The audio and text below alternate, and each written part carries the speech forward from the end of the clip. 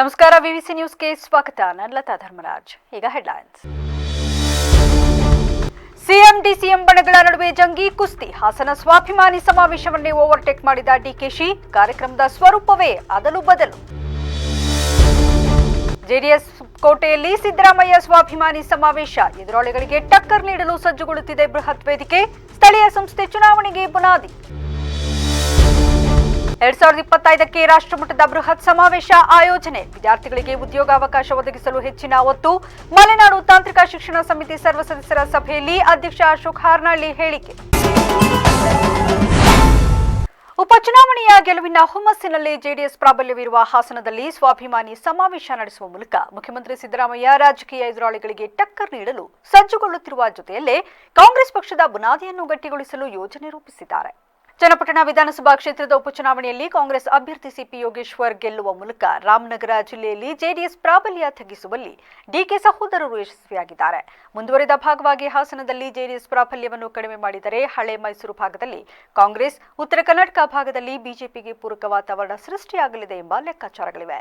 ಈ ಮೂಲಕ ದೇಶದ ಹಲವು ರಾಜ್ಯಗಳಿರುವಂತೆ ಕರ್ನಾಟಕದಲ್ಲೂ ಪ್ರಾದೇಶಿಕ ಪಕ್ಷದ ಹಿಡಿತವನ್ನು ತಗ್ಗಿಸಲು ಒಳಗೊಳಗೆ ತಯಾರಿಗಳಾಗಿವೆ. ಹಾಸನದ ಸ್ವಾಭಿಮಾನಿ ಸಮಾವೇಶ ಮೇಲ್ನೋಟಕ್ಕೆ ಮುಖ್ಯಮಂತ್ರಿ ಸಿದ್ದರಾಮಯ್ಯ ಅವರ ಅಪಾರ ಶಕ್ತಿ ಪ್ರದರ್ಶನದ ವೇದಿಕೆಯಂತೆ ಕಂಡುಬಂದರೂ ಅದರ ಹಿಂದೆ ರಾಜಕೀಯ ಲಾಭ ನಷ್ಟ ಲೆಕ್ಕಾಚಾರಗಳು ಜೋರಾಗಿ ನಡೆದಿವೆ. ಮುಖ್ಯಮಂತ್ರಿ ಸಿದ್ದರಾಮಯ್ಯ ಅವರ ಶಕ್ತಿ ಪ್ರದರ್ಶನದ ವೇದಿಕೆಯಂತೆ ಕಂಡುಬಂದರೂ ಅದರ ಹಿಂದೆ ರಾಜಕೀಯ ಲಾಭ ನಷ್ಟ ಲೆಕ್ಕಾಚಾರಗಳು ಜೋರಾಗಿ ನಡೆದಿದೆ. ಮುಖ್ಯಮಂತ್ರಿ ಸಿದ್ದರಾಮಯ್ಯ 2006ರ ನಂತರ ಜೆಡಿಎಸ್ನ ನಾಯಕರೊಂದಿಗೆ ರಾಜಕೀಯ ಜಿದ್ದಾಜಿದ್ದಿಗೆ ಬಿದ್ದಿದ್ದಾರೆ. ಕಾಂಗ್ರೆಸ್ ಪಕ್ಷದಲ್ಲಿ ತಮ್ಮದೇ ಆದ ಪ್ರಾಬಲ್ಯವನ್ನು ರೂಢಿಸಿಕೊಂಡು 2 ಅವಧಿಯಲ್ಲಿ ಮುಖ್ಯಮಂತ್ರಿಯಾಗಿದ್ದಾರೆ. ಸಿದ್ದರಾಮಯ್ಯನವರ ವರ್ಚಸ್ಸು ಕಳೆಗುಂದುವಂತಹ ಸನ್ನಿವೇಶಗಳು ಎದುರಾದಾಗಲೆಲ್ಲ ಸ್ವಾಭಿಮಾನಿ ಸಮಾವೇಶಗಳು ಅವರ ಸಾಮರ್ಥ್ಯವನ್ನು ವೃದ್ಧಿಸಿದೆ. ವಿಧಾನಸಭಾ ಚುನಾವಣೆಗೂ ಮುನ್ನ ದಾವಣಗೆರೆಯಲ್ಲಿ ನಡೆದ ಐತಿಹಾಸಿಕವಾದ ಸಿದ್ದರಾಮೋತ್ಸವ ಕಾಂಗ್ರೆಸ್ ಪಕ್ಷಕ್ಕೆ ಬೂಸ್ಟರ್ ಡೋಸ್ ಆಗಿತ್ತು. ಇತ್ತೀಚೆಗೆ ಮೂಡ ವಕ್ಫ್ ವಿಚಾರಗಳಲ್ಲಿ ವಿರೋಧ ಪಕ್ಷಗಳು ಸಿದ್ದರಾಮಯ್ಯ ಹಾಗೂ ಕಾಂಗ್ರೆಸ್ ವಿರುದ್ಧ ಮುಗಿಬಿದ್ದಿವೆ. ಇದಕ್ಕೆ ಉಪಚುನಾವಣೆಯಲ್ಲಿ ಉತ್ತರ ಸಿಕ್ಕಿದೆಯಾದರೂ ಸಿದ್ದರಾಮಯ್ಯ ಅವರ ಶಕ್ತಿ ಪ್ರದರ್ಶನದ ಮೂಲಕ ವಿರೋಧ ಪಕ್ಷಗಳ ಹಾಗೂ ಪಕ್ಷದಲ್ಲೇ ಇರುವ ಆಂತರಿಕ ಪ್ರತಿಸ್ಪರ್ಧಿಗಳ ಬಾಯಿ ಮುಚ್ಚಿಸಲು ಸ್ವಾಭಿಮಾನಿ ಸಮಾವೇಶ ರೂಪುಗೊಂಡಿದೆ. ಸಿದ್ದರಾಮಯ್ಯ ಸಂಕಷ್ಟದ ಸಮಯದಲ್ಲಿದ್ದಾರೆ ಎಂಬ ಕಾರಣಕ್ಕೆ ಪಕ್ಷದಲ್ಲಿ ಒಂದು ಬಣ ಸವಾರಿ ಮಾಡಲೆತ್ನಿಸಿದ್ದು ಹೈಕಮಾಂಡ್ಗೆ ಪತ್ರ ಬರೆದು ಸ್ವಾಭಿಮಾನಿ ಸಮಾವೇಶವನ್ನು ಪಕ್ಷದ ವೇದಿಕೆಯಲ್ಲೇ ಮಾಡಬೇಕೆಂದು ಪ್ರತಿಪಾದಿಸಿತ್ತು. ಪ್ರಗತಿಪರ ಚಿಂತನೆಯಿಂದ ಗುರುತಿಸಿಕೊಂಡಿರುವ ಬಹಳಷ್ಟು ಮಂದಿ ಸಿದ್ದರಾಮಯ್ಯ ಅವರ ಅಭಿಮಾನಿಗಳು ಕಾಂಗ್ರೆಸ್ ಪಕ್ಷದ ಸೈದ್ಧಾಂತಿಕ ನಿಲುವುಗಳನ್ನು ಒಪ್ಪುವುದಿಲ್ಲ.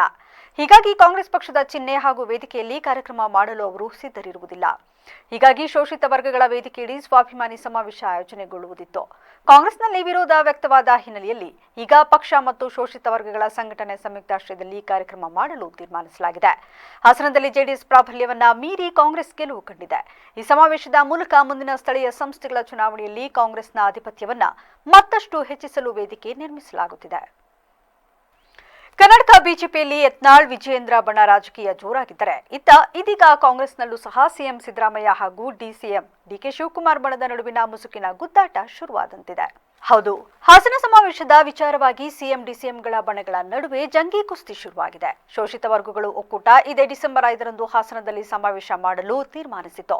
ಆದರೆ ಇದಕ್ಕೆ ಡಿಕೆ ಶಿವಕುಮಾರ್ ಬಣ ಆಕ್ಷೇಪ ವ್ಯಕ್ತಪಡಿಸಿದ್ದು ಪಕ್ಷದ ವೇದಿಕೆಯಲ್ಲೇ ನಡೆಯಬೇಕೆಂದು ಹೈಕಮಾಂಡ್ಗೆ ಪತ್ರ ಬರೆಯಲಾಗಿದೆ. ಇದರ ಬೆನ್ನಲ್ಲೇ ಇದೀಗ ಹೈಕಮಾಂಡ್ ಶೋಷಿತ ವರ್ಗಗಳ ಒಕ್ಕೂಟ ಹಾಗೂ ಪಕ್ಷದ ಜಂಟಿ ಆಶ್ರಯದಲ್ಲಿ ಸಮಾವೇಶ ಮಾಡುವಂತೆ ಸೂಚಿಸಿದೆ. ಇದರ ಬೆನ್ನಲ್ಲೇ ಅಲರ್ಟ್ ಆದ ಕೆಪಿಸಿಸಿ ಅಧ್ಯಕ್ಷ ಡಿಕೆ ಶಿವಕುಮಾರ್ ಸಮಾವೇಶವನ್ನ ಟೇಕ್ ಓವರ್ ಮಾಡಿಕೊಂಡಿದ್ದು ಕಾಂಗ್ರೆಸ್ ಪಕ್ಷ, ಕಾಂಗ್ರೆಸ್ ಸಿಎಂ, ಕಾಂಗ್ರೆಸ್ ಗ್ಯಾರಂಟಿ ಎಂದು ಬದಲಿಸಿದ್ದಾರೆ. ಮುಡಾ ಹಗರಣ ಪ್ರಕರಣದ ಆರೋಪಕ್ಕೆ ವಿರೋಧಿಗಳಿಗೆ ತಿರುಗೇಟು ನೀಡಲು ಸಿದ್ದರಾಮಯ್ಯ ಹಾಸನದಲ್ಲಿ ಶಕ್ತಿ ಪ್ರದರ್ಶನಕ್ಕೆ ಮುಂದಾಗಿದ್ರು. ಮುಡಾ ಹಗರಣದಲ್ಲಿ ಸಿಎಂ ಸ್ವಾಭಿಮಾನಕ್ಕೆ ಧಕ್ಕೆ ಎಂದು ಸಿಎಂ ಸಿದ್ದರಾಮಯ್ಯ ಆಪ್ತರು ಸಮಾವೇಶ ನಡೆಸಲು ನಿರ್ಧರಿಸಿದ್ರು. ಆದರೆ ಇದಕ್ಕೆ ಸ್ವಪಕ್ಷದಲ್ಲೇ ಆಕ್ಷೇಪಗಳು ವ್ಯಕ್ತವಾಗಿದ್ದು ಪಕ್ಷದ ವೇದಿಕೆಯಲ್ಲಿ ಸಮಾವೇಶ ನಡೆಯಬೇಕೆಂಬ ಕೂಗುಗಳು ಕೇಳಿಬಂದಿದ್ದು ಈ ಕೂಗು ಹೈಕಮಾಂಡ್ಗೂ ಕೇಳಿಸಿದೆ. ಹೀಗಾಗಿ ಹೈಕಮಾಂಡ್ ಪಕ್ಷವನ್ನು ಸಹ ಸೇರಿಸಿಕೊಂಡು ಈ ಸಮಾವೇಶವನ್ನ ಮಾಡಬೇಕೆಂದು ಸೂಚನೆ ನೀಡಿದೆ. ಹೀಗಾಗಿ ಸಮಾವೇಶದ ಕಂಟ್ರೋಲ್ ತೆಗೆದುಕೊಂಡ ಡಿಕೆ ಶಿವಕುಮಾರ್ ಹಳೆ ಮೈಸೂರು ಭಾಗದ ಶಾಸಕರ ಸಭೆ ನಡೆಸಿ ಸಮಾವೇಶದ ರೂಪುರೇಷೆಗಳನ್ನೇ ಬದಲಿಸಿದ್ದಾರೆ. ಕಾಂಗ್ರೆಸ್ ಪಕ್ಷ, ಕಾಂಗ್ರೆಸ್ ಸಿಎಂ, ಕಾಂಗ್ರೆಸ್ ಗ್ಯಾರಂಟಿ ಎಂದು ಬದಲಿಸಿದ್ದಾರೆ. ಹೀಗಾಗಿ ಸಿದ್ದರಾಮಯ್ಯ ಬಣಕ್ಕೆ ನಿರಾಸೆಯಾಗಿದೆ.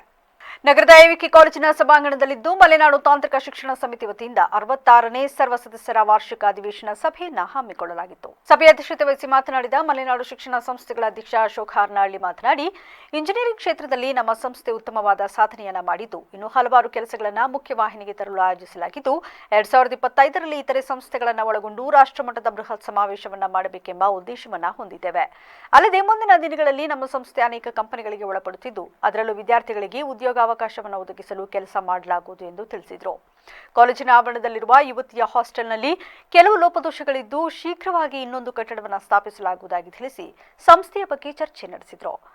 ಹಾಗಾಗಿ 3 ವರ್ಷದ ಲಾ ಕೋರ್ಸಲ್ಲಿ ನಾವು ಸರ್ಕಾರಕ್ಕೆ ಈಗಾಗಲೇ ಅನುಮತಿ ಮಾಡಿ ಮತ್ತೆ 5 ವರ್ಷದ ಕೋರ್ಸನ್ನು ಪ್ರಾರಂಭ ಮಾಡೋದಕ್ಕೆ ಈಗಾಗಲೇ ಸರ್ಕಾರದವರು NOC ಕೊಟ್ಟಿದ್ದಾರೆ. ಬಾರ್ ಕೌನ್ಸಿಲ್ ಆಫ್ ಇಂಡಿಯಾದವರು ಜನವರಿ ತಿಂಗಳ ಅರ್ಜಿ ಕರೆದ ತಕ್ಷಣ ಮುಂದಿನ ವರ್ಷದವರೆಗೆ ಮತ್ತೆ 5 ವರ್ಷದ ಕೋರ್ಸನ್ನು ಪುನರಾರಂಭ ಮಾಡತಕ್ಕಂಥ ಒಂದು ಉದ್ದೇಶ ಇದೆ. ಇಲ್ಲಿ ಡಿಗ್ರಿ ಕಾಲೇಜಿನಲ್ಲಿ ಅನೇಕ ಸಮಸ್ಯೆಗಳಿದೆ. ಯಾಕಂದರೆ ಡಿಗ್ರಿ ಕಾಲೇಜಿಗೆ ಹೋಗ್ತಕ್ಕಂಥ ಮಕ್ಕಳೇ ಕಮ್ಮಿ ಆಗಿದ್ದಾರೆ. ಆದರೆ ನಮಗೆ ಈಗ BBA ಕೋರ್ಸು ಮತ್ತು BCA ಕೋರ್ಸ್ಗೆ ಒಳ್ಳೆ ಡಿಮಾಂಡ್ ಇದೆ. ಆದ್ದರಿಂದ ಅದು ಪರವಾಗಿಲ್ಲ. ಆದರೂ ಸಹ ಇದನ್ನು ಡಿಗ್ರಿ ಕಾಲೇಜನ್ನು ಯಾವ ರೀತಿ ನಾವು ಮತ್ತೆ ಇನ್ನೂ ಹೊಸದಾದ ರೀತಿಯಲ್ಲಿ ನಾವು ಕೋರ್ಸ್ಗಳನ್ನು ಮಾಡಬಹುದಾ ಅನ್ನೋದನ್ನು ಆಲೋಚನೆ ಮಾಡಬೇಕು. ಬೆಂಗಳೂರು ಯೂನಿವರ್ಸಿಟಿ ಈ ಸಂದರ್ಭದಲ್ಲಿ ಸಂಸ್ಥೆಯ ಹಿರಿಯ ಉಪಾಧ್ಯಕ್ಷರಾದ ಮುದ್ದೇಗೌಡ, ಉಪಾಧ್ಯಕ್ಷ ಚೌಡುಬಳ್ಳಿ ಪುಟ್ಟರಾಜು, ಕಾರ್ಯದರ್ಶಿ ಆರ್ಟಿ ದೇವೇಗೌಡ, ಅರವಿಂದ್, ಶಿವರಾಮಕೃಷ್ಣಯ್ಯ, ಶ್ರೀಧರ್ ಸೇರಿದಂತೆ ಇನ್ನಿತರರು ಹಾಜರಿದ್ದರು. ಡಿಸೆಂಬರ್ 5ರಂದು ನಡೆಯುವ ಸ್ವಾಭಿಮಾನಿ ಸಮಾವೇಶ ಕಾರ್ಯಕ್ರಮ ದೇಶದ ಪ್ರಧಾನಿಯಾದ ನರೇಂದ್ರ ಮೋದಿ ಅವರಿಗೆ ಹಾಗೂ ಕೇಂದ್ರ ಮಂತ್ರಿಗಳಾದ ಅಮಿತ್ ಶಾ ಅವರಿಗೆ ಎಚ್ಚರಿಕೆ ಗಂಟೆ ಕಾರ್ಯಕ್ರಮ ಎಂದು ದುದ್ದ ಬ್ಲಾಕ್ ಕಾಂಗ್ರೆಸ್ ಅಧ್ಯಕ್ಷ JS ವಿಶ್ವನಾಥ್ ತಿಳಿಸಿದ್ದಾರೆ.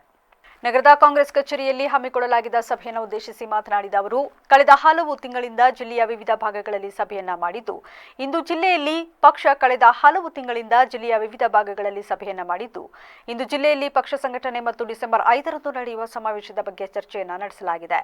ಈಗಾಗಲೇ ರಾಜ್ಯದಲ್ಲಿ ಯಾವ ರೀತಿಯ ಚಟುವಟಿಕೆಗಳು ನಡೆಯುತ್ತಿದ್ದಾವೆಂದು ನಾವೆಲ್ಲ ನೋಡುತ್ತಲೇ ಇದ್ದೇವೆ. ಒಂದು ಪಕ್ಷ ರಾಜ್ಯದಲ್ಲಿ ಅಧಿಕಾರಕ್ಕೆ ಬಂದು ಬಡ ಜನರಿಗೆ 5 ಗ್ಯಾರಂಟಿಗಳನ್ನು ನೀಡಿ ಈ ರಾಜ್ಯದ ಜನತೆ ನೆಮ್ಮದಿಯಲ್ಲಿ ಇರಲು ಕಾರಣವಾಗಿದೆ. ಆದರೆ ರಾಜ್ಯದ ಮುಖ್ಯಮಂತ್ರಿಗಳಾದ ಸಿದ್ದರಾಮಯ್ಯ ಅವರು ಹಾಗೂ ಉಪಮುಖ್ಯಮಂತ್ರಿಗಳಾದ DK ಶಿವಕುಮಾರ್ ಅವರು ಅವರ ಅಧಿಕಾರವನ್ನ ಅಲಂಕರಿಸಿದಾಗಿನಿಂದ ಬಿಜೆಪಿ ಹಾಗೂ JDS ಪಕ್ಷದ ನಾಯಕರು ಸರ್ಕಾರ ಬೀಳುತ್ತದೆಂದು ಅಪಪ್ರಚಾರ ಮಾಡುವುದರ ಜೊತೆಗೆ ತಂತ್ರಗಳನ್ನ ಪ್ರಯೋಗ ಮಾಡುತ್ತಿದ್ದಾರೆ. ಆದರೆ ಅದರಲ್ಲಿ ಯಶಸ್ಸನ್ನು ಕಂಡಿಲ್ಲ, ಹಾಗೆ ಕಾಣೋದೂ ಇಲ್ಲ. ಯಾರು ಏನೇ ಮಾಡಿದರೂ ಸರ್ಕಾರವನ್ನು ಬೀಳಿಸಲು ಸಾಧ್ಯವಿಲ್ಲ. ಇದಕ್ಕೆ ಸಾಕ್ಷಿಯಾಗಿ ಡಿಸೆಂಬರ್ 5ರಂದು ನಡೆಯುವ ಸಮಾವೇಶ ಸಾಕ್ಷಿಯಾಗಲಿದ್ದು, ಈ ಕಾರ್ಯಕ್ರಮದ ಮೂಲಕ ಮೋದಿ ಅವರಿಗೆ ಎಚ್ಚರಿಕೆಯನ್ನ ನೀಡುತ್ತಿದ್ದೇವೆ ಎಂದು ತಿಳಿಸಿದರು. KPCC ಅಧ್ಯಕ್ಷರಾದಂಥ ಸನ್ಮಾನ್ಯ DK ಶಿವಕುಮಾರ್ ಅವರು ನಮ್ಮನ್ನು ನೇಮಕ ಮಾಡಿದ್ದಾರೆ. ಆ ನಿಟ್ಟಿನಲ್ಲಿ ಕಳೆದ 2 ತಿಂಗಳಿಂದ ನಾನು ಹಲವಾರು ಕಾರ್ಯಕ್ರಮಗಳಿಗೆ ಬಂದು ಅರಕಲಗೂಡು ಮತ್ತು ಹೊಳೆನರಸೀಪುರ ವಿಧಾನಸಭಾ ಕ್ಷೇತ್ರಕ್ಕೆ ಇವತ್ತು ಬಂದಿದ್ದೇನೆ. ಈಗಾಗಲೇ ನಮ್ಮ ಬ್ಲಾಕ್ ಅಧ್ಯಕ್ಷರ ಜೊತೆ ಮತ್ತು ನಮ್ಮ ಮುಖಂಡರ ಜೊತೆ ಚರ್ಚೆ ಮಾಡಿದಾಗ ಪಕ್ಷ ಸಂಘಟನೆ ಮತ್ತು ನಾಳಿದ್ದು 5ನೇ ತಾರೀಕಿಗೆ ನಡೆಯತಕ್ಕಂಥ ಕಾರ್ಯಕ್ರಮದ ಬಗ್ಗೆ ಚರ್ಚೆ ಮಾಡಲಾಯಿತು. ಈಗಾಗಲೇ ರಾಜ್ಯದಲ್ಲಿ ಯಾವ ರೀತಿಯ ಚಟುವಟಿಕೆಗಳು ನಡೀತಾ ಇದೆ ಅಂತ ನಮಗೆ ಗೊತ್ತಿದೆ. ಒಂದು ಪಕ್ಷ ಅಧಿಕಾರಕ್ಕೆ ಬಂದು ಬಡ ಜನರಿಗೆ 5 ಗ್ಯಾರಂಟಿಗಳನ್ನು ಕೊಟ್ಟು ಈ ರಾಜ್ಯದ ಜನತೆ ನೆಮ್ಮದಿಯಲ್ಲಿ ಬಾಳ್ತಕ್ಕಂಥ ಸಂದರ್ಭದಲ್ಲಿ ಯಾವತ್ತು ಸಿದ್ದರಾಮಯ್ಯ ಅವರು ಮತ್ತು DK ಶಿವಕುಮಾರ್ ಅಧಿಕಾರ ವಹಿಸಿಕೊಂಡಿದ್ದಾರೆ, ಅಂದಿನಿಂದ ಇಂದಿನವರೆಗೆ ಭಾರತೀಯ ಜನತಾ ಪಕ್ಷದವರು JDSನವರು ಒಂದೇ ಒಂದು ಸರ್ಕಾರ ಇವತ್ತು ಬೀಳ್ತದೆ, ನಾಳೆ ಬೀಳ್ತದೆ. ಈ ರೀತಿ 2 ವರ್ಷಗಳಿಂದ ಇವರು ಹೇಳ್ತಾ ಇದ್ದಾರೆ. ಬೇರೆ ಬೇರೆ ರೀತಿಯ ಅಪಪ್ರಚಾರ ಮಾಡುವುದನ್ನು ಬಿಟ್ಟು ಇವತ್ತು ಜನತಾದಳ ಇರ್ಬೋದು, ಭಾರತೀಯ ಜನತಾ ಪಕ್ಷ ಇರ್ಬೋದು, ಯಾವುದೇ ಒಂದು ಒಳ್ಳೆಯ ಸಲಹೆ ಈ ವೇಳೆ APCC ರಾಜ್ಯ ಕಾರ್ಯದರ್ಶಿ ಶಾಹಿದ್ ಪಾಷಾ, ದುದ್ದ ಬ್ಲಾಕ್ ಕಾಂಗ್ರೆಸ್ ಅಧ್ಯಕ್ಷ JS ವಿಶ್ವನಾಥ್, ಇಂಟೆಕ್ ಕಬ್ಬಳಿ ರಾಮಚಂದ್ರ, KDP ಸದಸ್ಯರಾದ ಕರಿಗೌಡರು, ಮಂಜೇಗೌಡ, ಯೂತ್ ಕಾಂಗ್ರೆಸ್ ಅಧ್ಯಕ್ಷ ಗುರುಸ್ವಾಮಿ ಸೇರಿದಂತೆ ಇತರರು ಹಾಜರಿದ್ದರು. ಚನ್ನರಾಯಪಟ್ಟಣ ತಾಲೂಕು ದಂಡಿಗನಹಳ್ಳಿ ಹೋಬಳಿ ಉದಯಪುರ ಸರ್ಕಾರಿ ಪ್ರೌಢಶಾಲೆಯಲ್ಲಿ ಹಳೆ ವಿದ್ಯಾರ್ಥಿಯರಿಂದ ಹಮ್ಮಿಕೊಳ್ಳಲಾಗಿದ್ದ ಗುರುವಂದನಾ ಕಾರ್ಯಕ್ರಮ ಅರ್ಥಪೂರ್ಣವಾಗಿ ನೆರವೇರಿತು. ಕಾರ್ಯಕ್ರಮವನ್ನ ಹಾಜರಿದ್ದ ಗುರುಗಳು ಮತ್ತು ಎಲ್ಲಾ ಶಿಕ್ಷಕರು ಉದ್ಘಾಟಿಸಿದ್ರು. ಕಾರ್ಯಕ್ರಮದ ಅಧ್ಯಕ್ಷತೆಯನ್ನು ಶಾಲೆಯ ಮುಖ್ಯ ಶಿಕ್ಷಕ ಸುರೇಶ್ ವಹಿಸಿದ್ರು. ಇನ್ನು ಹಳೆ ವಿದ್ಯಾರ್ಥಿಯರು ಶಾಲೆಗೆ ಶುದ್ಧ ಕುಡಿಯುವ ನೀರಿನ ಘಟಕವನ್ನ ನೆನಪಿನ ಕಾಣಿಕೆಯಾಗಿ ನೀಡಿದ್ರು. ಹಾಗೂ ಈ ಒಂದು ವೇದಿಕೆಯ ಮೇಲೆ ಉಪಸ್ಥಿತರಿರ್ತಕ್ಕಂತಹ ನನ್ನ ಎಲ್ಲ ಸಹೋದ್ಯೋಗಿ ಮಿತ್ರರೇ ಹಾಗೂ ನನ್ನ ಎಲ್ಲ ಹಳೆಯ ವಿದ್ಯಾರ್ಥಿನಿಯರೇ, ಪುಟಾಣಿಗಳೇ, ಇವತ್ತು ನಿಜವಾಗ್ಲೂ ಕೂಡ ನನಗೆ ಎಷ್ಟು ಸಂತೋಷ ಆಗ್ತಾ ಇದೆ ಅಂತ ಹೇಳಿದ್ರೆ, ನನಗೆ ಫೋನ್ ಮಾಡಿದಾಗ ಕೃಪಾಶಂಕರ್ರು ಯಾವ ರೀತಿ ಆಯ್ತು ಅಂತ ಹೇಳಿದ್ರೆ, ತಂದೆ ತಾಯಿ ಎಷ್ಟೋ ವರ್ಷ ತನ್ನ ಮಗ ಅಥವಾ ಮಗಳು ಕಳವಾಗಿ 20-25 ವರ್ಷ ಸಿಗದೇ ಇದ್ದಾಗ ಬಂದು ಕೇಳ್ತಾರಲ್ಲ, ಆ ಕೇಳಿದಾಗ ತಂದೆ. ಈ ವೇಳೆ ಶಿಕ್ಷಕ ಶಿವಲಿಂಗಯ್ಯ, ಬಿವಿ ಮಂಜೇಗೌಡರು, ಈಶ್ವರನ್, ಅಸ್ಮತ್ ಅಲಿಖಾನ್, ಆರ್ ಪ್ರಕಾಶ್, ದಾಕ್ಷಾಯಿಣಿ ವನಜಾಕ್ಷಿ ಸೇರಿದಂತೆ ಇತರರು ಹಾಜರಿದ್ದರು. ಯುವ ಪೀಳಿಗೆಗೆ ವಿದ್ಯಾಭ್ಯಾಸದ ಬಗ್ಗೆ ಪೋಷಕರು ಮತ್ತು ಶಿಕ್ಷಕರು ಹೆಚ್ಚಿನ ಒಲವನ್ನು ನೀಡಬೇಕು ಎಂದು ಶಾಸಕ ಸಿಎನ್ ಬಾಲಕೃಷ್ಣ ತಿಳಿಸಿದರು.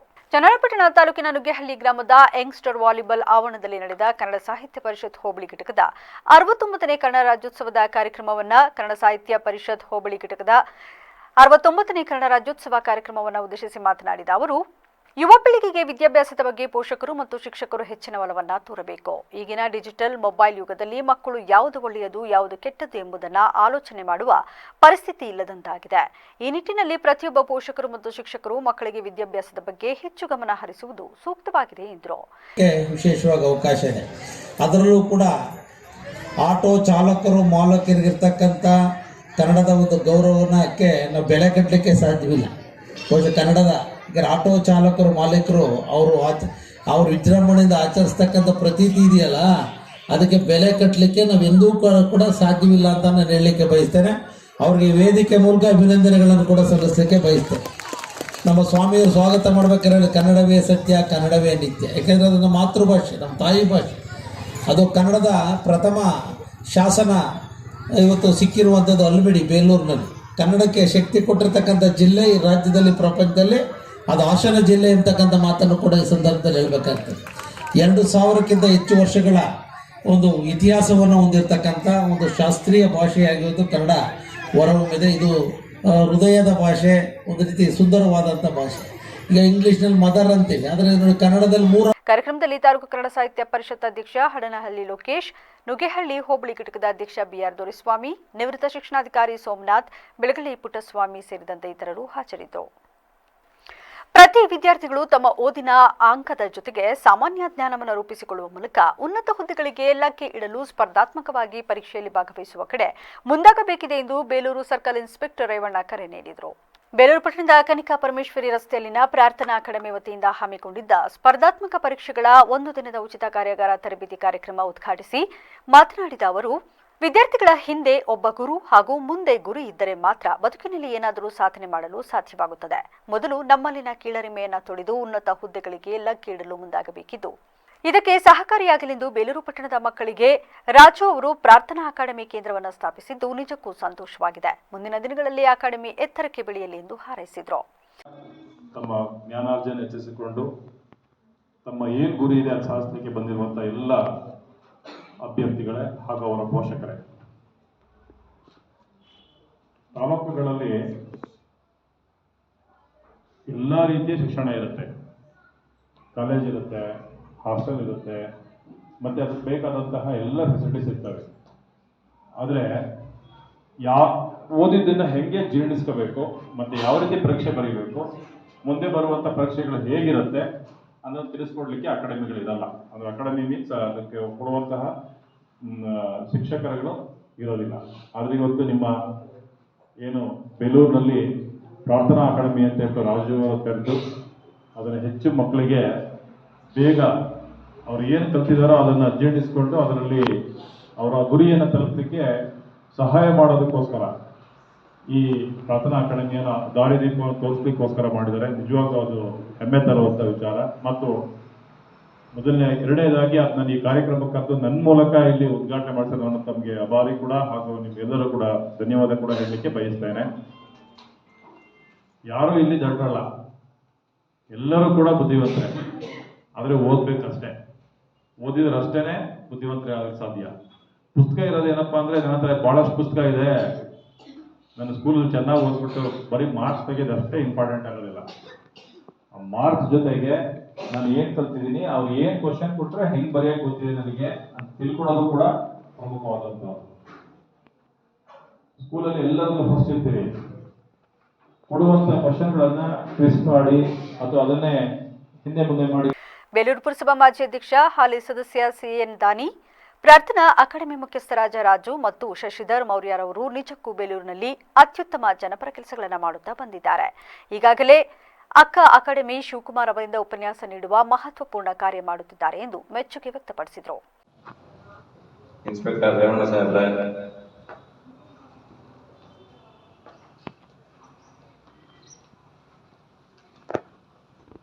ಹಾಲಪ್ಪನವರೇ, ಲಿಂಗರಾಜನವರೇ, ಲಕ್ಷ್ಮೀನಾರಾಯಣನವರೇ, ಸಹೋದರ ರವಿ ಅವರೇ, ವೆಂಕಟೇಶ್ ಅವರೇ, ಸತೀಶ್ ಅವರೇ, ಯೋಗೇಶ್ ಅವರೇ ಹಾಗೂ ಮುಂದೆ ಇರ್ತಕ್ಕಂಥ ಪೋಷಕರೇ ಮತ್ತು ಕೇಂದ್ರ ಬಿಂದುವಾದಂಥ ಮಕ್ಕಳೇ, ಇವತ್ತಿನ ದಿನ ನಮ್ಮ ರಾಜ್ಯ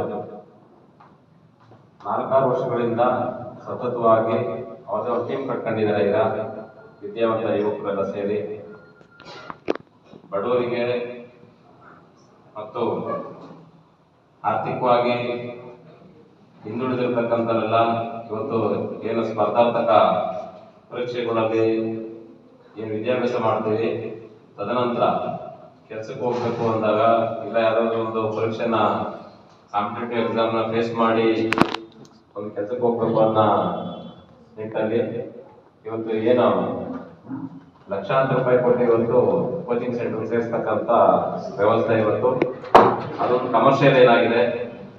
ಜೊತೆಗೆ ಇವತ್ತು ಪೋಷಕರಿಗೆಲ್ಲ ನನ್ನ ಮಕ್ಕಳನ್ನ ಒಳ್ಳೊಳ್ಳೆ ಅಕಾಡೆಮಿಗೆ ಸೇರಿಸ್ಬೇಕು, ಕೆಲಸ ಕಳಿಸ್ಬೇಕು ಅನ್ನೋದು ಇದು ಬೆಳೆಸ್ಕೊಂಡ್ಬಿಟ್ಟಿದೆ. ಈ ನಿಟ್ಟಲ್ಲಿ ಏನು ಇವತ್ತು ನಾವು ಕೂಲಿ ಮಾಡ್ತೀವಿ, ನಮ್ಮ ಮಕ್ಕಳನ್ನ ವಿದ್ಯಾಭ್ಯಾಸಕ್ಕೆ ಕಷ್ಟಪಟ್ಟು ಓದಿಸ್ತಾ ಇರ್ತೀವಿ, ದೊಡ್ಡರಾಗ್ತಾರೆ, ಏನಾದ್ರು ಮಾಡಿ ನಮ್ಮ ಮಕ್ಕಳು ಗೌರ್ಮೆಂಟ್ ಕೆಲಸಕ್ಕೆ ಹೋಗ್ಬೇಕು ಅನ್ನೋ ಆಸೆ ಪೋಷಕರಿಗಿರುತ್ತೆ. ಅಂತ ಒಂದು ಸಾಮಾನ್ಯ ವರ್ಗದ ಜನಕ್ಕೆ ಈ ಕೋಚಿಂಗ್ ಸೆಂಟರ್ ಕಳಿಸೋದು ಇನ್ನೊಂದು ಮತ್ತೊಂದೆಲ್ಲ ಕಾನ್ಸೆಪ್ಟ್ ಹಿಂದೆ ಇರ್ತಿರ್ಲಿಲ್ಲ. ಕಾರ್ಯಕ್ರಮದಲ್ಲಿ ಬೇಲೂರು ತಾಲೂಕು ಶರಣ ಸಾಹಿತ್ಯ ಪರಿಷತ್ ಅಧ್ಯಕ್ಷ ಹೆಬ್ಬಾಳು ಹಾಲಪ್ಪ, ಹಾಸನ ನ್ಯಾಯಾಂಗ ಇಲಾಖೆ ಎಚ್ಕೆ ಸತೀಶ್, ಮಾನವ ಹಕ್ಕುಗಳ ಹೋರಾಟ ಸಮಿತಿ ಜಿಲ್ಲಾಧ್ಯಕ್ಷ ಎಂಜೆ ನಿಂಗರಾಜ್, ಗ್ರಾಮ ಪಂಚಾಯಿತಿ ಮಾಜಿ ಸದಸ್ಯ ಗೋವಿನಹಳ್ಳಿ ರವಿ, ಸಾಮಾಜಿಕ ಹೋರಾಟಗಾರ ಶಶಿಧರ್ ಮೌರ್ಯ ಸೇರಿದಂತೆ ಇನ್ನು ಮುಂತಾದವರು ಹಾಜರಿದ್ದರು. ಬೇಲೂರು ಪಟ್ಟಣದ ಯಗಚಿ ದಡದಲ್ಲಿ ನೆಲೆಸಿರುವ ಶ್ರೀ ಶಾಸ್ತ್ರ ಅಯ್ಯಪ್ಪ ಸ್ವಾಮಿಯ 8ನೇ ವರ್ಷದ ಕಾರ್ತಿಕ ದೀಪೋತ್ಸವ ವಿಜೃಂಭಣೆಯಿಂದ ನಡೆಯಿತು. ದೇವಾಲಯದಲ್ಲಿರುವ ಸ್ವಾಮಿ ಮೂಲ ವಿಗ್ರಹಕ್ಕೆ ಮುಂಜಾನೆ ಪಂಚಾಮೃತ ಅಭಿಷೇಕ, ಗಂಗಾಭಿಷೇಕ, ಪುಷ್ಪ ಅರ್ಚನೆ ನಡೆಸಲಾಯಿತು. ಸಂಜೆ ಗೋಧೂಳಿ ಲಗ್ನದಲ್ಲಿ ದೀಪೋತ್ಸವ ಅಂಗವಾಗಿ ಸಾವಿರಾರು ದೀಪಗಳನ್ನು ಕನ್ನಿಸ್ವಾಮಿಗಳು ಹಾಗೂ ಬಂದಂತ ಭಕ್ತರು ವಿಶೇಷವಾಗಿ ಹಣತೆಗಳನ್ನು ಹಚ್ಚಿ ಶೃಂಗರಿಸಲಾಯಿತು. ನಂತರ ಉತ್ಸವ ಮೂರ್ತಿಯನ್ನು ಪ್ರಾಂಗಣದಲ್ಲಿ ನಡೆಸಲಾಯಿತು. ಈ ವೇಳೆ ಮಾತನಾಡಿದ ದೇಗುಲದ ಟ್ರಸ್ಟ್ ಕಾರ್ಯದರ್ಶಿ ಎಂ ಸಂದೀಪಣ್ಣ, ಶ್ರೀ ಶಾಸ್ತ್ರ ಅಯ್ಯಪ್ಪ ಸ್ವಾಮಿ ಇಲ್ಲಿ ನೆಲೆಸಿದ ನಂತರ ಪ್ರತಿ ವರ್ಷವೂ ಸಹ ಕಾರ್ತಿಕ ಪೂಜೆ ಹಾಗೂ ಪುಡಿ ಪೂಜೆಗಳನ್ನು ಸರ್ವ ಭಕ್ತರ ಸಹಕಾರದಿಂದ ನಡೆಸಿಕೊಂಡು ಬರಲಾಗುತ್ತಿದೆ. ಈಗಾಗಲೇ 8ನೇ ವರ್ಷದ ಭಕ್ತರ ಸಹಕಾರದಿಂದ ಆಚರಿಸಿಕೊಂಡು ಬರುತ್ತಿದ್ದು, ಬಂದಂತ ಎಲ್ಲ ಭಕ್ತರಿಗೂ ದಾಸೋಹದ ವ್ಯವಸ್ಥೆ ಮಾಡಿಕೊಂಡು ಬರಲಾಗುತ್ತಿದೆ ಎಂದರು. ಪ್ರತಿ ವರ್ಷದಂತೆ ಈ ವರ್ಷನೂ 8ನೇ ವರ್ಷದ ಕಡೆ ಕಾರ್ತಿಕ ದೀಪೋತ್ಸವವನ್ನು ಸ್ವಾಮಿ ಭಕ್ತರಿಂದ ಎಲ್ಲ ಸಮೃದ್ಧಿಯಾಗಿ ನಡೆದಿದೆ. ಭಕ್ತರು ಹೆಚ್ಚಿನ ಸಂಖ್ಯೆಯಲ್ಲಿ ಬಂದು ನಮ್ಮ ಅಯ್ಯಪ್ಪನನ್ನು ಬೇಡಿ ಭಕ್ತರು ತುಂಬ ಜ್ಯೋತಿಯನ್ನು ಬೆಳಗಿ ಈ ಪ್ರತಿ ವರ್ಷದಂತೆ ತುಂಬ ಅದ್ಭುತವಾಗಿ ನಡೆಸಿಕೊಟ್ಟಿದ್ದಾರೆ. ಬೇಲೂರಿನ ಅಯ್ಯಪ್ಪ ಸ್ವಾಮಿ ಭಕ್ತರು ತುಂಬ ಅದೃಷ್ಟ ರೀತಿ ನಮ್ಮ ಭಕ್ತರು 4ನೇ ತಾರೀಕು ಮತ್ತು 5ನೇ ತಾರೀಕು ವಿಶೇಷವಾಗಿ ಪೂಜೆ ಇರುತ್ತದೆ. ವಾರ್ಷಿಕೋತ್ಸವ ಪೂಜೆ ಮತ್ತು ಪಡಿ ಪೂಜೆ ವಿಶೇಷವಾಗಿ ಭಕ್ತರು ಪ್ರತಿಯೊಬ್ಬರು ಇಲ್ಲಿ ಮಾಲೆ ಹಾಕಿ ಪಡಿಯನ್ನು ಹತ್ತಬಹುದು. ಇದೇ ರೀತಿ ಭಕ್ತರು. ಕರ್ನಾಟಕ ವಿದ್ಯುತ್ ಪ್ರಸರಣ ನಿಗಮ ಪ್ರಾಥಮಿಕ ಸಮಿತಿ ಮಾಜಿ ಉಪಾಧ್ಯಕ್ಷ ದಿವಂಗತ ಕೃಷ್ಣಪ್ಪ ಅವರ 1ನೇ ವರ್ಷದ ಪುಣ್ಯ ಸ್ಮರಣೆ ಅಂಗವಾಗಿ ಅವರ ಕುಟುಂಬಸ್ಥರು ಕೆಆರ್ಪೇಟೆ ಪಟ್ಟಣದ ಹೊರವಲಯದಲ್ಲಿರುವ ಶ್ರೀ ಮಾತೃಭೂಮಿ ವೃದ್ಧಾಶ್ರಮದ ಆವರಣದಲ್ಲಿ ಸಸಿ ನೆಟ್ಟು ವೃದ್ಧರಿಗೆ ಅನ್ನ ಸಂತರ್ಪಣೆ ನೆರವೇರಿಸುವ ಮೂಲಕ ಅರ್ಥಪೂರ್ಣವಾಗಿ ಸ್ಮರಿಸಿದರು. ಬಳಿಕ ಮಾತನಾಡಿದ ಶ್ರೀ ಮಾತೃಭೂಮಿ ವೃದ್ಧಾಶ್ರಮದ ವ್ಯವಸ್ಥಾಪಕ ನಾಗಣ್ಣ, ಕಲಿಯುಗದಲ್ಲಿ ಹುಟ್ಟುಹಬ್ಬ ನೆಪ ಹೇಳಿ ಮೋಜು ಮಸ್ತಿ ಮಾಡುತ್ತಾ ಜನ್ಮ ನೀಡಿದ ತಂದೆ ತಾಯಿಯನ್ನ ವೃದ್ಧಾಶ್ರಮಕ್ಕೆ ಸೇರಿಸುವ ಈಗಿನ ದಿನಮಾನಗಳಲ್ಲಿ ತಂದೆಯ ಮೊದಲನೇ ವರ್ಷದ ಪುಣ್ಯ ಸ್ಮರಣೆ ದಿನದ ಅಂಗವಾಗಿ ನಮ್ಮ ವೃದ್ಧಾಶ್ರಮದ ವೃದ್ಧರಿಗೆ ಒಂದು ಹೊತ್ತಿನ ಊಟ ವ್ಯವಸ್ಥೆ ಕಲ್ಪಿಸುವ ಮೂಲಕ ಹಸಿವು ನೀಗಿಸಿ ಸಮಾಜಮುಖಿ ಕಾರ್ಯದೊಂದಿಗೆ ಅವರ ತಂದೆಯನ್ನ ಸ್ಮರಿಸಿ ಮಾನವೀಯತೆ ತೋರಿಸಿರುವುದು ನಿಜಕ್ಕೂ ಶ್ಲಾಘನೀಯ ಎಂದರು. ದೇವರಿಗೆ ಆರತಿ ಮಾಡುವ ದಿನ ಇರುತ್ತೆ. ಇವತ್ತು ಪುಣ್ಯಾತ್ಮರು ಹೊಸವಳಲಿನ ಕೃಷ್ಣಪ್ಪನವರ ಒಂದು ಪ್ರಥಮ ವರ್ಷದ ಪುಣ್ಯ ದಿನದ ಅಂಗವಾಗಿ ಪುಣ್ಯಾತ್ಮರು ಇವತ್ತು ನಮ್ಮ ಮಾತೃಭೂಮಿ ಉಚಿತ ವೃದ್ಧಾಶ್ರಮಕ್ಕೆ ಅವರ ನೆನಪಿನಲ್ಲಿ ಹಸಿದವರಿಗೆ ನೀಡಿದ ಅನ್ನ, ಬಯಸಿದವರಿಗೆ ನೀಡಿದ ದಾನ, ಅವಶ್ಯಕತೆ ಇದ್ದವರಿಗೆ ಮಾಡಿದ ಸಹಾಯವು ಇದೇ ನಮ್ಮ ಸಾವಿನ ನಂತರವೂ ನಮ್ಮನ್ನು ಬದುಕಿಸಬಲ್ಲ ಸಂಜೀವಿನಿ ಅಂತ ಪುಣ್ಯಾತ್ಮರು ಹಸಿದವರಿಗೆ ಅನ್ನ ಕೊಡ್ತಾ ಇದ್ದಾರೆ. ಮನುಷ್ಯನಿಗೆ ಏನು ಕೊಟ್ಟರು ತೃಪ್ತಿಪಡಿಸೋಕ್ಕಾಗಲ್ಲ. ಹಸಿದಾಗ ಅನ್ನ ಕೊಟ್ಟರೆ ಮಾತ್ರ ಮನುಷ್ಯ ತೃಪ್ತಿ ಆಗ್ತಾನೆ. ಆ ಕೆಲಸ ಪುಣ್ಯಾತ್ಮರು ಮಾಡ್ತಾ ಇದ್ದಾರೆ. ಒಳ್ಳೆಯದಾಗಲಿ, ಸ್ವರ್ಗದಲ್ಲಿ ಅವರಿಗೆ ಜಾಗ ಸಿಗಲಿ, ಅವರ ಕುಟುಂಬ ವರ್ಗದವರಿಗೆ ದುಃಖ ತಡೆಯುವ ಶಕ್ತಿ ನೀಡಲಿ. ಶ್ರೀಮತಿ ಲಕ್ಷ್ಮಮ್ಮ, ಅವರ ಮಕ್ಕಳು ಶ್ರೀಮತಿ ಸುಧಾ, ರಘು ಅವರು, ವಿಘ್ನೇಶು, ತರುಣಿ, ಯಶೋಧ, ಕುಸುಮ, ವಂದನಾ, ವಿದ್ಯಾ, ಲತು, ರಿಷಿ, ಧನ್ವಿತ್, ಕೇರ್ಪೇಟೆ ಎಲ್ಲರಿಗೂ ಅವರ ಕುಟುಂಬ ವರ್ಗದವರಿಗೆ ದುಃಖ ತಡೆಯುವ ಶಕ್ತಿ ನೀಡಲಿ ಅಂತ ನಮ್ಮ ಮಾತೃಭೂಮಿ ಉಚಿತ ವೃದ್ಧಾಶ್ರಮದ ವತಿಯಿಂದ ಆ ಕೃಷ್ಣಪ್ಪರ ಆತ್ಮಕ್ಕೆ ಶಾಂತಿ ಕೋರೋಣ. ಈ ಸಂದರ್ಭದಲ್ಲಿ ಲಕ್ಕಮ್ಮ, ಕೆ ರಘು, ಸುಧಾ, ಎಚ್ಎಂ ಹರಿಹರಪುರ, ವಿನೋದ್ ಕುಮಾರ್ ಹೊಸಹಳಲು, ರಘು, ಸಿದ್ದಘಟ್ಟ, ಮೊಹಮ್ಮದ್ ಸಾದಿಕ್, ವಂದನಾ ಸೇರಿದಂತೆ ಇತರರು ಉಪಸ್ಥಿತರಿದ್ದರು. ಕೆಆರ್ ನಗರ ವಿಧಾನಸಭಾ ಕ್ಷೇತ್ರದ ಸಾಲಿಗ್ರಾಮ ತಾಲೂಕಿನ ಚುಂಚನಕಟ್ಟೆಯ ರಾಮದೇವರ ದೇವಸ್ಥಾನದ ಆವರಣದಲ್ಲಿ ನಡೆದ ಉತ್ಸವದಲ್ಲಿ ಜಾನಪದ ಗೀತೆಗಳು ಕೇಳುಗರನ್ನ ಅಲಂಕರಿಸಿದ್ವು. ವೇದಿಕೆಯಲ್ಲಿ ಸಾಂಸ್ಕೃತಿಕ ವೈಭವ ನಡೆಯುತ್ತಿದ್ದರೆ ಅತ್ತ ಜಲಪಾತದ ಮೇಲೆ ವಿದ್ಯುತ್ ದೀಪಗಳ ಬೆಳಕು ಪಸರಿಸುತ್ತಿತ್ತು, ಮೆರುಗನ್ನ ಹೆಚ್ಚಿಸುತ್ತಿತ್ತು. ಅಲ್ಲೂ ಜನರಿದ್ರು. ಸಾಂಸ್ಕೃತಿಕ ಸೌರಭ ವೀಕ್ಷಿಸಲು ಸಂಗೀತ ರಸಿಕರು ಪಾಲ್ಗೊಂಡಿದ್ರು. ಚುಂಚನಕಟ್ಟೆ ಕುರಿತು ಮಾಹಿತಿ ನೀಡುವ ಲೇಸರ್ ಶೋ ಕಾರ್ಯಕ್ರಮವೂ ಇತ್ತು. ರಾಜ್ಯ ಸರ್ಕಾರ ಅನುಷ್ಠಾನಕ್ಕೆ ತಂದಿರುವ ಪಂಚ ಗ್ಯಾರಂಟಿ ಯೋಜನೆಗಳ ಪ್ರಚಾರವೂ ನಡೆಯಿತು.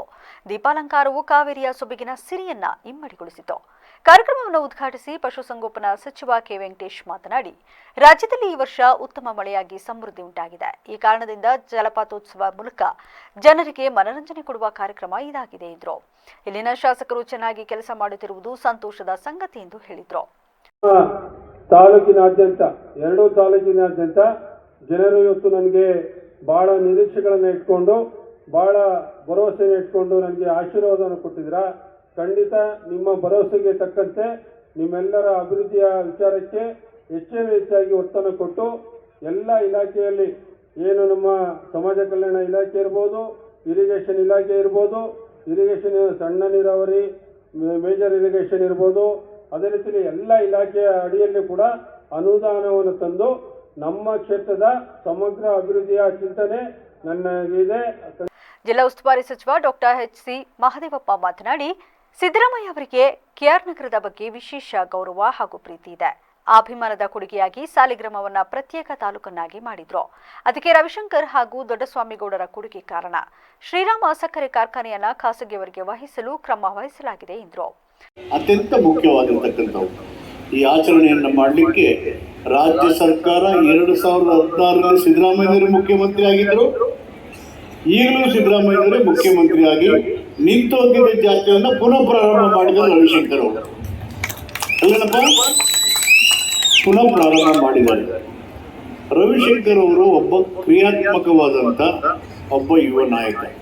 ಕನಸಿದೆ ಅವರಿಗೆ ಕೆಆರ್ ನಗರನ್ನ, ಸಾಲಿಗ್ರಾಮ ತಾಲೂಕನ್ನ, ಚುಂಚನಕಟ್ಟೆಯನ್ನ ಒಂದು ಮಾದರಿ ಗ್ರಾಮವನ್ನಾಗಿ ಮಾಡಬೇಕು, ಮಾದರಿ ತಾಲೂಕುಗಳನ್ನಾಗಿ ಪರಿವರ್ತಿಸಬೇಕು, ಸರ್ಕಾರದ ಹೆಚ್ಚು ಯೋಜನೆಗಳನ್ನು ತಂದು ನಮ್ಮ ಜನರಿಗೆ ಉತ್ತಮ ನಾಗರಿಕ ಸೌಲಭ್ಯಗಳನ್ನು ಕೊಡಬೇಕು ಅಂತೇಳಿ ನಾನು ಹಿಂದೆ ಮಂತ್ರಿಯಾಗಿದ್ದಾಗ. ಕಾರ್ಯಕ್ರಮದಲ್ಲಿ ಪಶುಸಂಗೋಪನೆ ಮತ್ತು ರೇಷ್ಮೆ ಸಚಿವ ಕೆ ವೆಂಕಟೇಶ್, ವಿಧಾನ ಪರಿಷತ್ ಸದಸ್ಯ ಡಿ ತಿಮ್ಮಯ್ಯ, ಚಾಮರಾಜ ಕ್ಷೇತ್ರದ ಶಾಸಕ ಕೆ ಹರೀಶ್ ಗೌಡ, ಮೈಸೂರು ಜಿಲ್ಲಾಧಿಕಾರಿ ಲಕ್ಷ್ಮೀಕಾಂತ್ ರೆಡ್ಡಿ, ಜಿಲ್ಲಾ ಪೊಲೀಸ್ ವರಿಷ್ಠಾಧಿಕಾರಿ ಎನ್ ವಿಷ್ಣುವರ್ಧನ್ ಸೇರಿದಂತೆ ಇತರರು ಹಾಜರಿದ್ದರು.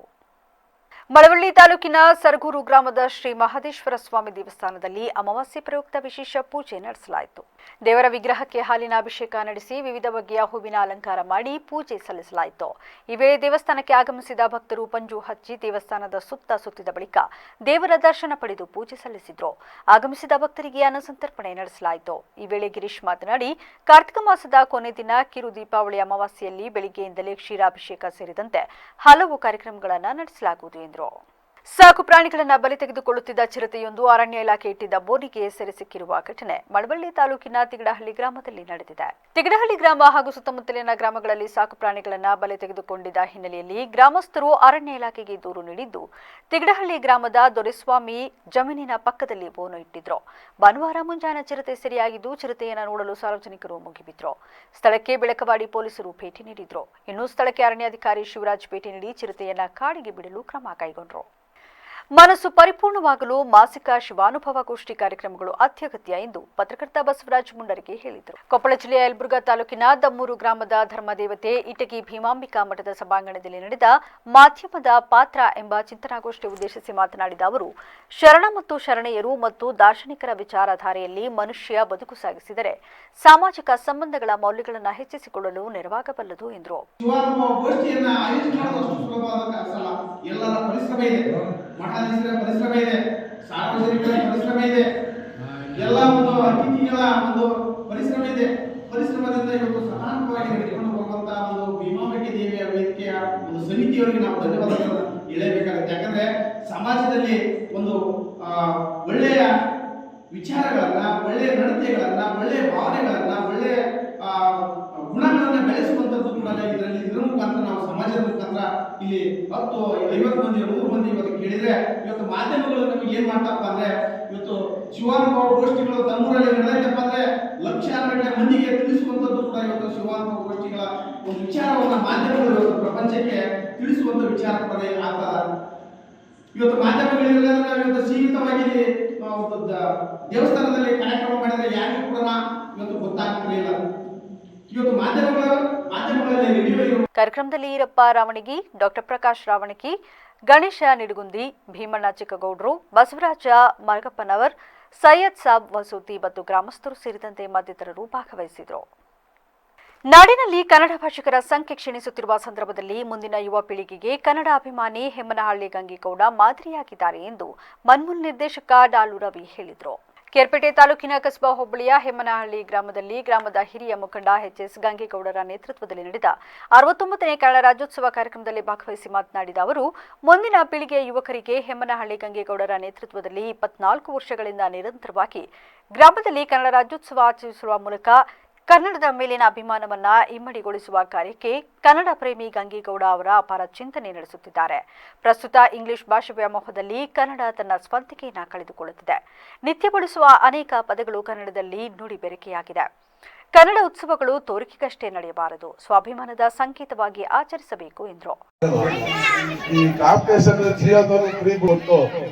ಗೊಂಬೆ ನೋಡ್ತೀನಿ ಅಂತ ಮಕ್ಕಳು ಕೊಡೋದು, ಗೇಮ್ ಮಾಡ್ತೀನಿ ಕೊಡೋದು, ಇವೆಲ್ಲ ಮಾಡ್ತಿದ್ರು ಬಿಡಿಸಿ ಕನ್ನಡ ಅತಿ ಹೆಚ್ಚು ಮಾತಾಡೋ ನಮ್ಮ ಪುಣ್ಯ ಅದು. ಯಾಕೆ ಸುತ್ತ ಯಾವುದೇ ತಮಿಳುನಾಡಲ್ಲಿ, ಕೇರಳಲ್ಲಿ, ಇನ್ನೊಂದು ಆಂಧ್ರ ಅಲ್ಲಿ ಯಾವುದೇ ಭಾಗ ಸೇರಿಲ್ಲ. ನಾವು ಸುತ್ತ ಸಿಕ್ಕಿರೋದು ಬೇರೆ ಜಿಲ್ಲೆಗಳು ಸಿಕ್ಕಿದೆ. ಮಧ್ಯ ಭಾಗದಲ್ಲಿ ಇದ್ದೀವಿ, ನಮ್ಮ ಬೆಂಗಳೂರು ಮಧ್ಯದ ಪಕ್ಕದಲ್ಲಿ. ಅತಿ ಹೆಚ್ಚು ಕನ್ನಡನ ಹೊರಟು ತಂದಲ್ಲೋ ಇನ್ನೊಂದು ಏನೋ ನಮ್ಮ ಭಾಷೆನ ಸ್ವಲ್ಪ ಹೊರಟು ಆದ್ರೂ ನಮ್ಮ ಮಾತನ್ನ ಇಷ್ಟಪಟ್ಟು ಯಾವುದೇ ಒಂದು ಪಿಕ್ಚರ್ಗಳು ನೋಡಿ, ಕಾಮಿಡಿ ಆಗಿರ್ಬೋದು, ಬೇರೆ ದೊಡ್ಡ ಮಟ್ಟದ ಮಾತಾಗಿರ್ಬೋದು, ಅದರಲ್ಲಿ ಅತಿ ಹೆಚ್ಚು ಇಷ್ಟಪಡೋದು ನಮ್ಮ ಮಂಡ್ಯ ಸೌಂಡರು. ಮಂಡ್ಯದಲ್ಲಿ ಹೋಗ್ಲಾ ಬಾರ್ಲಾ ಬಂಡಿಗೆ ಬಡ್ಡತ್ತದೆ ಅನ್ನೋದ್ರಲ್ಲಿ ಇಷ್ಟಪಡೋದು ಪಿಕ್ಚರ್ ಕೊಡೋದು. ಯಾಕೆಂದ್ರೆ ಅದು ಮಾತೇ ಅದು ಚಂದ, ಅದು ಇಟ್ಕೊಂಡೇ ಹೋಗ್ತಾ ಇರೋದ್ರಿಂದ ನಾವು ಆ ಮಾತನ್ನ ಬದಲಾವಣೆ ಆಗದ್ ಬೇಡ. ನಮ್ಮ ಮಂಡ್ಯ ಕನ್ನಡ ತುಂಬಾ ಚೆನ್ನಾಗಿರೋದು, ಅದನ್ನ ಮಾತಾಡ್ತಾನೆ ಹೋಗೋಣ. ಕನ್ನಡ ರಾಜ್ಯೋತ್ಸವ ಮಾಡಿದಂತ ಗಂಗಣ್ಣ ಮತ್ತು ಈ ಗ್ರಾಮದ ಎಲ್ಲರೂ ಸಹಕಾರ ಮಾಡಿರೋರಿಗೆ ವಂದಿಸ್ತಾ, ಈ ಸಂದರ್ಭದಲ್ಲಿ ಸಮಾಜ ಸೇವಕ ಆರ್ಟಿಒ ಮಲ್ಲಿಕಾರ್ಜುನ್, ಕನ್ನಡ ಪ್ರೇಮಿ ಹೆಮ್ಮನಹಳ್ಳಿ ಎಚ್.ಎಸ್. ಗಂಗೇಗೌಡ, ತಾಲೂಕು ಪಂಚಾಯಿತಿ ಮಾಜಿ ಸದಸ್ಯ ಜಯರಂಗಣ್ಣ, ಗಂಜಿಕೆರೆ ಮಹೇಶ್, ಗ್ರಾಮ ಪಂಚಾಯಿತಿ ಮಾಜಿ ಸದಸ್ಯ ಎಚ್.ಜಿ. ಕೃಷ್ಣೇಗೌಡ, ಮುಖಂಡ ಎಚ್.ಜೆ. ರವಿ, ಶಿಕ್ಷಕ ಮಾದೇವ್, ಗ್ರಾಮ ಪಂಚಾಯಿತಿ ಉಪಾಧ್ಯಕ್ಷೆ ಪುಷ್ಪಾ ತಮ್ಮಣ್ಣ ಸೇರಿದಂತೆ ಇತರರು ಹಾಜರಿದ್ದರು. ಈಗ ಸಂಕ್ಷಿಪ್ತ ಸುದ್ದಿ. ಮಳವಳ್ಳಿ ಪಟ್ಟಣದ ಎನ್ಇಎಸ್ ಬಡಾವಣೆಯಲ್ಲಿ ಭರತನಾಟ್ಯ ಕಲಾವಿದೆ ದಿವಂಗತ ಹರ್ಷಿತಾ ಭಾವಚಿತ್ರಕ್ಕೆ ಪೂಜೆ ಸಲ್ಲಿಸುವ ಮೂಲಕ ನೂತನವಾಗಿ ಹರ್ಷಿತಾ ಭರತನಾಟ್ಯ ಶಾಲೆ ಆರಂಭಿಸಲಾಯಿತು. ಈ ವೇಳೆ ನೃತ್ಯ ಶಿಕ್ಷಕಿ ಸಂಜನಾರವರು ಮಕ್ಕಳಿಗೆ ಭರತನಾಟ್ಯವನ್ನ ಹೇಳಿಕೊಟ್ರು. ಈ ಸಂದರ್ಭ ಶೀಲಾ ಪ್ರಕಾಶ್ ಸೇರಿದಂತೆ ಇತರರು ಹಾಜರಿದ್ದರು. ಈಗ ಮತ್ತೊಮ್ಮೆ ಹೆಡ್ಲೈನ್ಸ್. ಸಿಎಂ ಡಿಸಿಎಂ ಬಣಗಳ ನಡುವೆ ಜಂಗಿ ಕುಸ್ತಿ. ಹಾಸನ ಸ್ವಾಭಿಮಾನಿ ಸಮಾವೇಶವನ್ನೇ ಓವರ್ಟೇಕ್ ಮಾಡಿದ ಡಿಕೆಶಿ. ಕಾರ್ಯಕ್ರಮದ ಸ್ವರೂಪವೇ ಅದಲು ಬದಲು. ಜೆಡಿಎಸ್ ಕೋಟೆಯಲ್ಲಿ ಸಿದ್ದರಾಮಯ್ಯ ಸ್ವಾಭಿಮಾನಿ ಸಮಾವೇಶ. ಎದುರಾಳಿಗಳಿಗೆ ಟಕ್ಕರ್ ನೀಡಲು ಸಜ್ಜುಗೊಳ್ಳುತ್ತಿದೆ ಬೃಹತ್ ವೇದಿಕೆ. ಸ್ಥಳೀಯ ಸಂಸ್ಥೆ ಚುನಾವಣೆಗೆ ಬುನಾದಿ. 2025ಕ್ಕೆ ರಾಷ್ಟ್ರಮಟ್ಟದ ಬೃಹತ್ ಸಮಾವೇಶ ಆಯೋಜನೆ. ವಿದ್ಯಾರ್ಥಿಗಳಿಗೆ ಉದ್ಯೋಗಾವಕಾಶ ಒದಗಿಸಲು ಹೆಚ್ಚಿನ ಒತ್ತು. ಮಲೆನಾಡು ತಾಂತ್ರಿಕ ಶಿಕ್ಷಣ ಸಮಿತಿ ಸರ್ವ ಸದಸ್ಯರ ಸಭೆಯಲ್ಲಿ ಅಧ್ಯಕ್ಷ ಅಶೋಕ್ ಹಾರ್ನಳ್ಳಿ ಹೇಳಿಕೆ. ಕ್ಷಣದ ಸುದ್ದಿಗಾಗಿ ನೋಡ್ತಾ ಇರಿ BBC ನ್ಯೂಸ್. ಸತ್ಯದ ಕಡೆ ನಮ್ಮ ನಡೆ.